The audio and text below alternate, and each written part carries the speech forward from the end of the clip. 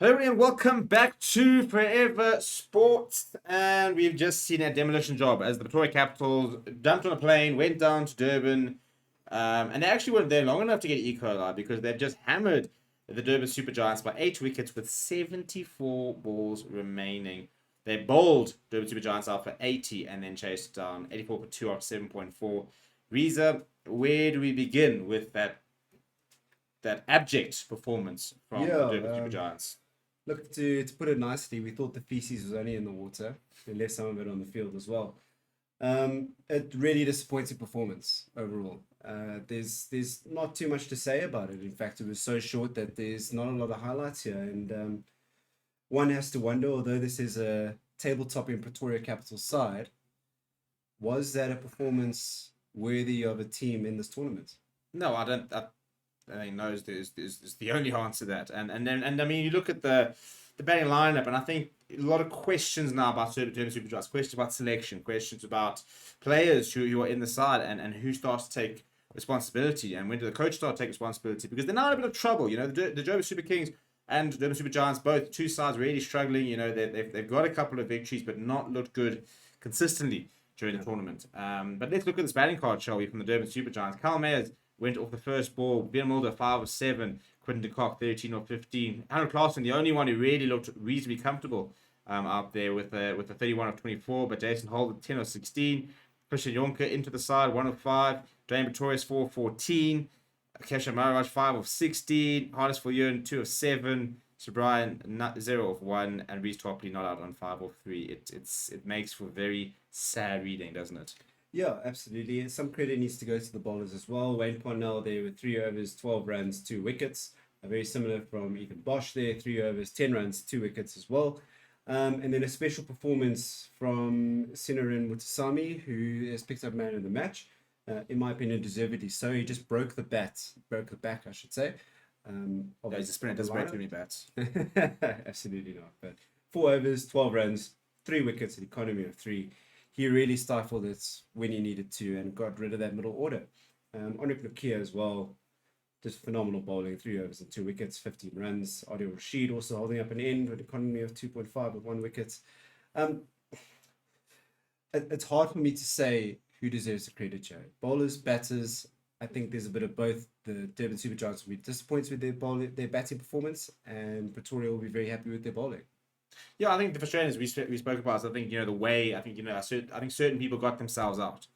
I think some of the shot selections were poor. Somebody really not really playing the situation, and I think when you lose a flurry of wickets, we needed to see a couple of people try and rebuild. But at the same time, when you're rebuilding, that doesn't mean block everything, and just see a thing. I think there was just no rotation of strike. You go look at the dot balls and 5 bowlers bowling in excess of 10 dot balls. We're looking at about 70 to 80 dot balls. It's you can't have that. Yeah.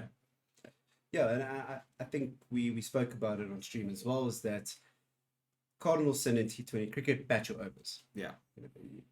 You can be forgiven for getting to a 120 and being stifled by some good bowling, but hold up an end, show a little bit of grit, and get through those overs. And unfortunately, no BMT shown there, and they'll be incredibly disappointed with that. Yeah, and then you sit there thinking, well, maybe a pitch, maybe this, maybe that, maybe conditions. But Pretoria Capitals went in, they lost Phil Salt with the first ball, so it was an incredibly exciting start. Their Tennis de Bruyne had 2 back-to-back reviews in the first, second, and third deliveries. But in the end, Will Jacks 56 of 25, strike rate of 224, Tennis de Bruyne 21 of 19, a strike rate of 110. I mean, Will Jacks made it look very easy out there.